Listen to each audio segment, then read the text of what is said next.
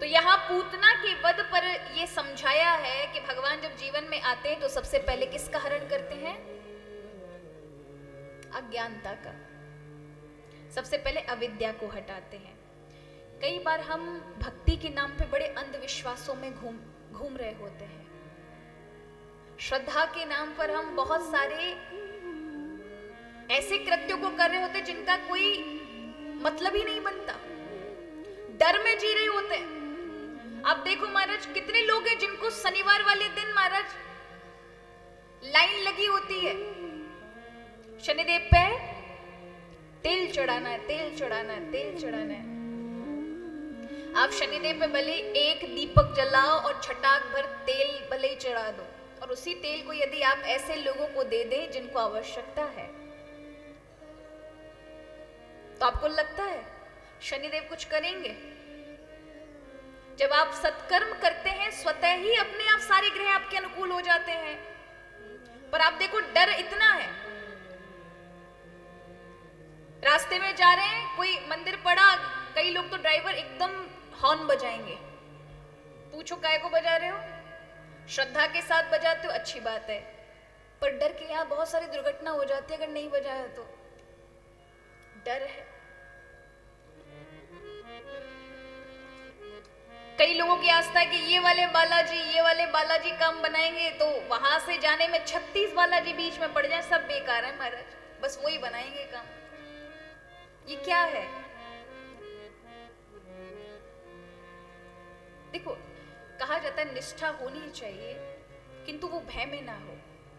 हम या तो लोभ में भजते भगवान को या फिर भय के कारण, और ये चीजें कभी भगवान से प्रेम नहीं होने देंगी। भगवान के जीवन में आते ही भय खत्म हो जाना चाहिए। जब आपका संबंध कृष्ण से जुड़ जाए तो फिर संसार के किसी का भी भय नहीं होना चाहिए, क्योंकि वो अभयंकर हैं। उनकी शरण में जाने के बाद भी आपको भय, तो अभी आपने सच्ची शरणागति, उनसे अपना संबंध नहीं बनाया। एक बार शायद हमारा और आपका जन्म नहीं हुआ होगा, उस समय की बात है, ये हमने हमारे बुजुर्गों से सुना था। बहुत पहले अंतरिक्ष में वैज्ञानिकों ने एक कक्षा बनाई थी परीक्षण के लिए, स्काई लैब के नाम से।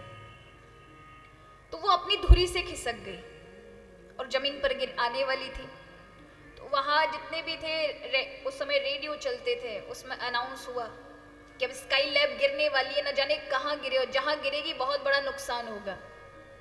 तो हमारे भारत ने पूरे विश्व भर में कहा, प्रार्थनाएं बैठ गई। हमारे भारतवर्ष में भी रामधुन बैठ गई, जगह जगह भगवान बस गिरे नहीं, हमारे ऊपर ना गिरे, हमारे ऊपर ना गिरे। कुछ ऐसे लोग थे जिनके मन में यह था किसी के ऊपर ना गिरे, सब प्रार्थना कर रहे हैं। और फिर रेडियो पर समाचार प्रसारित हुआ कि स्काई लैब गिरी, लेकिन समुद्र में।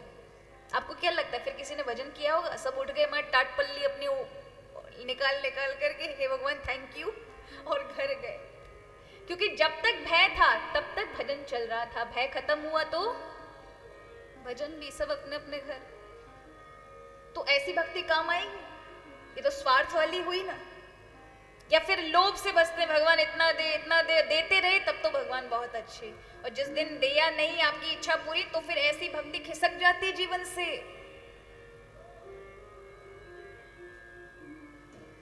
कभी कुछ जीवन में अचानक बदलाव आ गया तो एक बार कई माताएं ऐसी हमें मिलती हैं। हम पहले बहुत भजन करते थे, लेकिन हमारे बेटे के साथ ऐसा हुआ तो फिर अब हमने बंद कर दिया। हमारे पति जी साथ छोड़कर चले गए, इसलिए हमने बंद कर दिया। इसमें भगवान का क्या लेना देना है? क्या सब अमरता लेकर आए हैं, कोई नहीं मरेगा? या आपके परिवार में या कभी संसार में कहीं कुछ ऐसा बदलाव नहीं आएगा? अरे तुम्हारा अपना भरोसा नहीं है। स्वयं भगवान के पिता दशरथ, भगवान के जाते उनकी मृत्यु हो गई। उनकी मां कौशल्या ये जानती थी कि भगवान साक्षात परम ब्रह्म है, पर क्या उन्होंने ये जिद की कि आप तो परम ब्रह्म, मेरे पिता पति को जीवित करिए, मैं वैधव्य भोग रही हूं, विधवा हो गई हूं।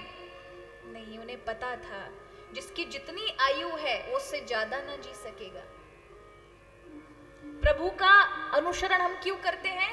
क्योंकि प्रभु की कृपा से हमारी बुद्धि सत्कर्म में प्रवृत्त रहती है, प्रभु की कृपा से हम निर्मल बने रहते हैं, प्रभु की कृपा से, क्योंकि प्रभु का दिया हुआ ये उपहार और बुद्धि है।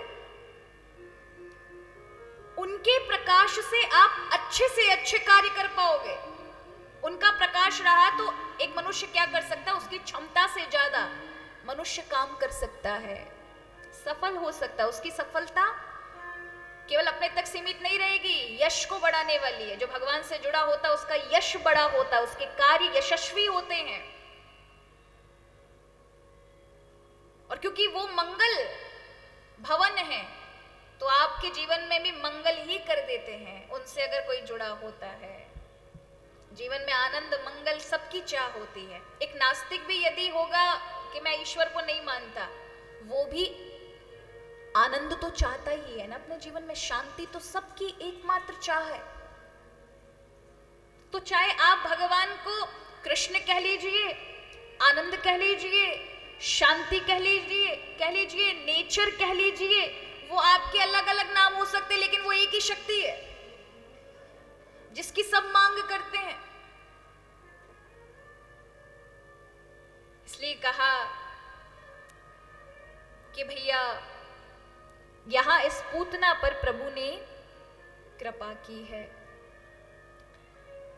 तो जब प्रभु कृपा करते हैं अपने भक्त पर तो उसकी अविद्या का हरण कर लेते हैं। तो जब शुरुआत में श्रद्धा होती है, अंधविश्वास में पड़े होते हैं, तो ज्ञान के माध्यम से भगवान क्या करते हैं? आपकी अज्ञानता का हरण करते हैं।